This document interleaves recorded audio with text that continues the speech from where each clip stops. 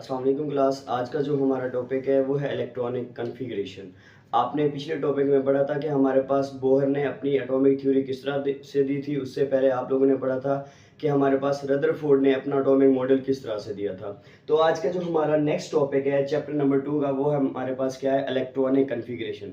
तो सबसे पहले हम क्या करेंगे, इलेक्ट्रॉनिक कॉन्फ़िगरेशन की डिफाइन करेंगे। हमारे पास इलेक्ट्रॉनिक कॉन्फ़िगरेशन क्या होती है, बेसिकली डिस्ट्रीब्यूशन ऑफ इलेक्ट्रॉन्स। जाहिर सी बात है, आप लोग पढ़ते आ रहे हैं कि हमारे पास क्या होते हैं, शेल्स होते हैं। शेल्स में इलेक्ट्रॉन की क्या होती है, डिस्ट्रीब्यूशन होती है। आप लोग पढ़ते आ रहे हैं कि हमारे पास फर्स्ट शेल होता है, फर्स्ट शेल में 2 इलेक्ट्रॉन होते हैं। सेकंड शेल होता है, सेकंड शेल में आपके पास क्या होते हैं, 8 इलेक्ट्रॉन होते हैं। थर्ड शेल होता है, थर्ड शेल में आपके पास क्या होते हैं, 16 होते हैं। 16 से देन आपके पास क्या होते हैं, 32 होते हैं। ठीक है ना। तो ये आप क्या कर रहे हैं, इलेक्ट्रॉनिक कॉन्फ़िगरेशन पढ़ते आ रहे हैं, बट आपको इस चीज का पता नहीं है कि हमारे पास इलेक्ट्रॉनिक कॉन्फ़िगरेशन हो किस तरह से रही है, हमारे पास फर्स्ट शेल कैसे 2 इलेक्ट्रॉन को कंटेन करता होता है। तो बेसिकली सबसे पहले हम इसकी डिफाइन की बात करेंगे। डेफिनेशन में हमारे पास क्या आएगा कि डिस्ट्रीब्यूशन ऑफ इलेक्ट्रॉन्स। ठीक है ना, कि हमारे पास जो इलेक्ट्रॉन होते हैं वो डिस्ट्रीब्यूट होते हैं। ठीक है ना। अब बात करते हैं हमारे पास क्या होता है बेटा, कि जो इलेक्ट्रॉन्स होते हैं, ठीक है ना, उनकी क्या होती है, डिस्ट्रीब्यूशन होती है। डिस्ट्रीब्यूशन कहाँ पे होती है, शेल्स में। शेल्स के बाद फर्दर हमारे पास कहाँ पे डिस्ट्रीब्यूट होते हैं, वो हमारे पास सब शेल में। आप बात करेंगे फर्स्ट ही हमारे पास शेल में होते हैं, देन आप बात करेंगे हमारे पास कहाँ पे होते हैं, सब शेल में इलेक्ट्रॉन्स की डिस्ट्रीब्यूशन होती है। ठीक है ना। डेफिनेशन होप सो आपको समझ आ गई होगी। अब आगे वो बताता है कि हमारे पास किस तरह से होती है, according to shells and sub shell and according to their increasing energy level, कि जैसे जैसे आपके पास एनर्जी लेवल इंक्रीज होंगे वैसे वैसे इलेक्ट्रॉन्स की जो डिस्ट्रीब्यूशन है वो बढ़ती जाएगी। अब हम देख लेते हैं हमारे पास कैसे, कि फर्स्ट शेल में आपको पता है कि 2 आते हैं, सेकंड शेल में 8 आते हैं, फिर 16 आते हैं, फिर हमारे पास कितने आते होते हैं, 32 आते होते हैं। तो according to their increasing energy level हमारे पास इलेक्ट्रॉन्स की जो डिस्ट्रीब्यूशन है या आपके पास जो अमाउंट ऑफ इलेक्ट्रॉन्स है वो भी इंक्रीज होती जाती है वन बाय वन। नेक्स्ट हम बात करते हैं हमारे पास क्या होते हैं, कि शेल्स कितने होते हैं, सब शेल्स कितने होते हैं, तो इनमें डिस्ट्रीब्यूशन किस तरह से होती है। शेल्स की बात करें तो हमारे पास क्या होते हैं, 4 तरह के शेल होते हैं। एक आपके पास क्या होता है, के होता है, ठीक है ना। एक आपके पास क्या होता है, एल होता है। दूसरा आपके तीसरा आपके पास क्या होता है, एम होता है। और चौथा आपके पास क्या होता है, एन होता है। तो इनमें इलेक्ट्रॉन्स की डिस्ट्रीब्यूशन किस तरह से होती है। अगर हम बात करें के शेल की, तो हमारे पास क्या होता है, एक फॉर्मूला होता है। उस तरीके से हम देख सकते हैं कि हमारे पास इलेक्ट्रॉन्स की डिस्ट्रीब्यूशन किस तरह से होती है। आपके पास क्या फॉर्मूला कौन सा होता है बेटा, 2n स्क्वायर। ठीक है ना। आप बात कर सकते हैं हमारे पास 2n स्क्वायर होता है फॉर्मूला। 2 हमारे पास n क्या होता है, n हमारे पास क्या होता है, नंबर ऑफ शेल होता है। अब n की जगह पे आप नंबर ऑफ शेल पुट करेंगे तो हमारे पास क्या आ जाएगी, अमाउंट ऑफ इलेक्ट्रॉन्स आ जाएगी, कि k हमारे पास कितने इलेक्ट्रॉन को कंटेन करता होता है, l में कितने इलेक्ट्रॉन होते हैं, उसके बाद आपके पास m में कितने इलेक्ट्रॉन्स होते हैं, उसके बाद n में कितने इलेक्ट्रॉन्स होते हैं। अब बात करते हैं हमारे पास k में कितने इलेक्ट्रॉन्स होते हैं। सिंपल सी बात है, आपके पास क्या है बेटा, k शेल है, उसकी बात कर लेते हैं, ये 2 आ गया। n हमारे पास नंबर ऑफ शेल k का कौन सा है, 1 है। ठीक है, 1 पुट करेंगे, यहाँ पे 2 लगाएंगे तो हमारे पास क्या होता है कि 1 2 हमारे पास 1 ही रहेगा, और ये हमारे पास यहाँ पे क्या आ जाएगा, 2 मल्टीप्लाई बाय 1 2 आ जाएगा। तो इट्स मींस के शेल जो होता है वो 2 इलेक्ट्रॉन को कंटेन करता होता है, और जो सबसे पहला शेल होता है वो हमारे पास कौन सा होता है, वो के होता है। उसके बाद की हम बात करते हैं हमारे पास किसकी बात करते हैं, एल शेल की। एल हमारे पास क्या है, सेकंड पोजीशन पे है, तो हमने वो सेकंड पोजीशन पुट करनी है। 2 मल्टीप्लाई बाय हमारे पास 2 आ जाएगा, यहाँ पे 2, तो अब क्या 2 2 हमारे पास क्या होता है 4 4 2 हमारे पास क्या होता है 8 होता है। तो हमें ये चीज क्लियर होगी कि एल शेल में कितने इलेक्ट्रॉन होते हैं, 8 इलेक्ट्रॉन होते हैं। उसके बाद हम बात करते हैं हमारे पास क्या आ रहा है, थर्ड शेल आ रहा है। थर्ड शेल कौन सा है, एम है, और ये हमारे पास क्या थर्ड पोजीशन पे है। तो हम क्या करेंगे, आपके पास क्या आ जाएगा, एम आ जाएगा, और यहाँ पे हम फार्मूला पुट करेंगे 2, यहाँ पे 3 आ जाएगा बेटा, यहाँ पे 2 आ जाएगा। तो 3 3 9 9 2 हमारे पास क्या होता है, 18 होता है। इट्स मींस कि आपके पास जो थर्ड शेल है उसमें कितने आपके पास इलेक्ट्रॉन होते हैं, 18 इलेक्ट्रॉन्स होते हैं। उसके बाद की हम बात करते हैं हमारे पास एन जो होता है, एन हमारे पास क्या फोर्थ पोजीशन पे है। तो हम क्या करेंगे, एन आ गया बेटा, यहाँ पे आप 2 लिखेंगे, यहाँ पे आप क्या लिखेंगे, 4 लिखेंगे, यहाँ पे उसका स्केल डालेंगे।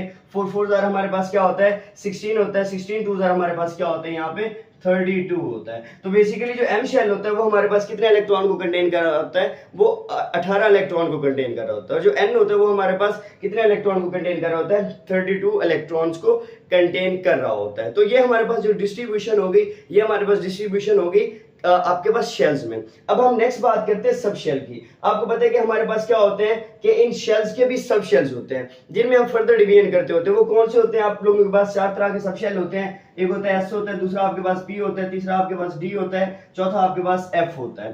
ठीक है ना। अब बात करते हैं हम हमारे पास कि कौन सी पोजीशन पे शेल है और उनमें कितने कितने सब शेल आएंगे। जाहिर सी बात है कि हमारे पास फर्स्ट पोजीशन पे है तो उसमें आपके पास क्या आएगा, एक सब शेल आएगा। ठीक है ना। अब के में हमारे पास कौन सा शेल सब शेल आएगा, वो हमारे पास एस आएगा। अब सेकंड हम शेल की बात करते हैं, हमारे पास वो सेकंड पोजीशन पे है तो हमारे पास क्या आएंगे, उसमें दो तरह के सब शेल होंगे। वो कौन से होंगे, आपके पास एस भी आएगा और पी भी आएगा। हमने पोजीशन को देखना है, हमने इन चीजों को देखना होता है बेसिकली।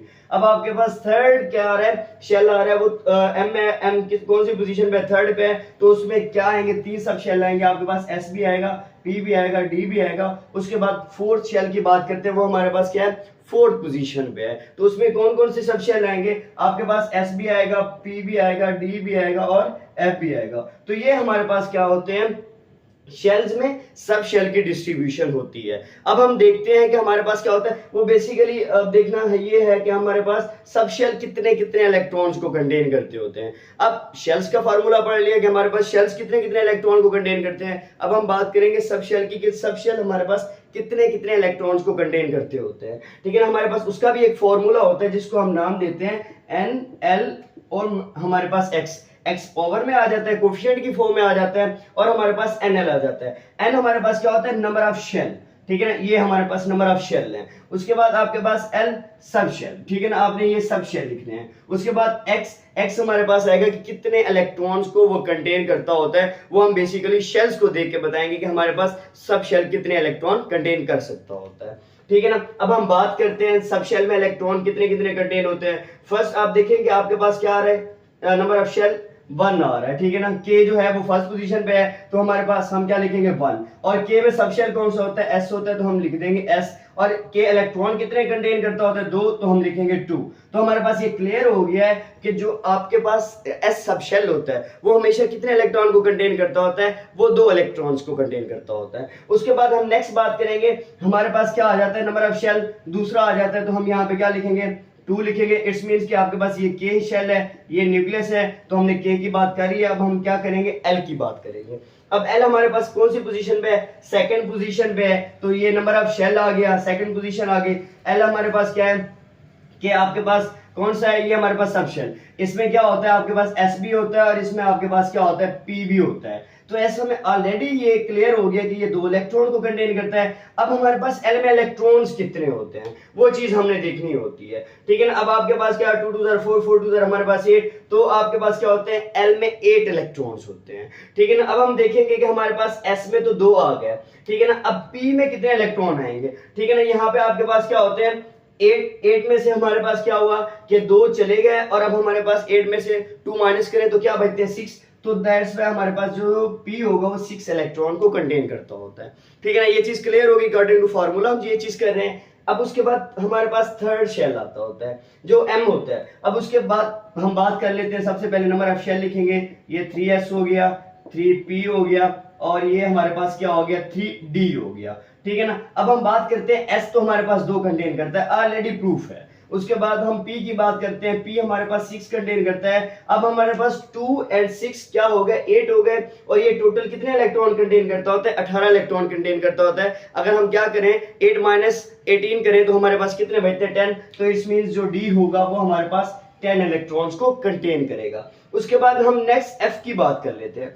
ठीक है ना। आप बेसिकली पढ़ते होंगे स्कूल पब्लिक स्कूल, उस तरह से भी आप कर सकते हैं, बट ये मेथड जरा इजी हो जाता है हमारे लिए कि हम फार्मूला पुट करें और सिंबल से उसको देखते जाएं और लिखते जाएं। अब 4 हम शेल की बात करते हैं, तो हमारे पास 4 शेल कौन सा आता है, N होता है। अब यहाँ पे हम लिखेंगे 4, आप लोगों के पास अब सब शेल लिखेंगे, S 4P और 4D और 4F लिखेंगे। अब हमें पता है S 2 कंटेन करता है, P 6 कंटेन करता है, D 10 कंटेन करता है, तो 2 6 हमारे पास 8 और 10 हमारे पास क्या होगा, 18 हो गए। अब F की बात करते हैं, तो हमारे पास 18, इसमें से अगर हमारे पास चले जाएंगे, ठीक है ना, तो हमारे पास अब कितने बचेंगे। ठीक है ना। ये आपके पास कितने होते हैं, N में 32 इलेक्ट्रॉन्स होते हैं। ठीक है ना। अगर 32 इलेक्ट्रॉन्स में से हमारे पास क्या होते हैं कि आप लोगों के पास 18 चले जाते हैं, अगर 32 इलेक्ट्रॉन में से क्या होते हैं 18 चले जाते हैं, तो आप देख लेंगे हमारे पास कितने इलेक्ट्रॉन बचेंगे, यहाँ पे 14 इलेक्ट्रॉन बचेंगे। ठीक है ना।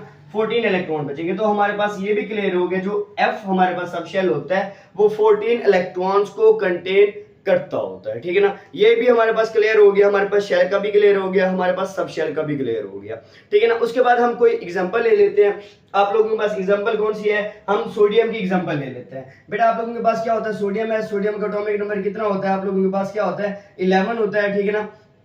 अब उसकी बात कर लेते हैं, सोडियम का एटॉमिक नंबर हमारे पास 11 होता है, यहाँ पे लिखेंगे हम लोग 11। अब देखिए हमारे पास क्या होता है, अब इसके पहले हम शेल्स बना लेते हैं। ये फर्स्ट शेल हो गया बेटा, ये आप लोगों के पास क्या होता है सेकंड शेल, इसमें कितने आ जाएंगे 8 आ जाएंगे, ये 10 हो गए, और ये हमारे पास क्या हो गया 11 हो गए, ठीक है ना। तो अब देखिए हमारे पास क्या होता है, यहाँ पे 1s2 आ गया फर्स्ट शेल में। उसके बाद आपके पास क्या आ रहा है, एल शेल आ रहा है। अब एल शेल में कितने आते हैं, 2 आते हैं, और नंबर ऑफ शेल ये हमारे पास क्या था, ये न्यूक्लियस आ गया, ये 1 शेल हो गया, ये 2 हो गया, ये हमारे पास 3 शेल हो गया, मींस के एम शेल तक हम जाएंगे, ठीक है ना। तो फर्स्ट शेल में हमारे पास 1s2 हो गया, दूसरे शेल में हमारे पास क्या आएगा, यहाँ पे 2s2 आएगा, और यहाँ पे 2p6 आ जाएगा, ठीक है ना। 2 और 2 हमारे पास 4 हो गए, और 6 हमारे पास कितने हो गए 10 हो गए। अभी एक हमारे पास इलेक्ट्रॉन रहता है, तो हम लिखेंगे यहाँ पे 3s1 लिख देंगे, तो हमारे पास क्लियर हो जाएगा कि ये हमारे पास क्या होगी, सब शेल में इलेक्ट्रॉनिक कॉन्फ़िगरेशन होगी। इसकी और एग्जांपल ले लेते हैं, आपके पास क्लोरीन होता है, उसका 17 एटॉमिक नंबर होता है। अब इसकी एग्जांपल ले लेते हैं, आपके पास क्या होता है, शेल बना लेते हैं। फॉर एग्जांपल ये क्लोरीन है, ठीक है ना।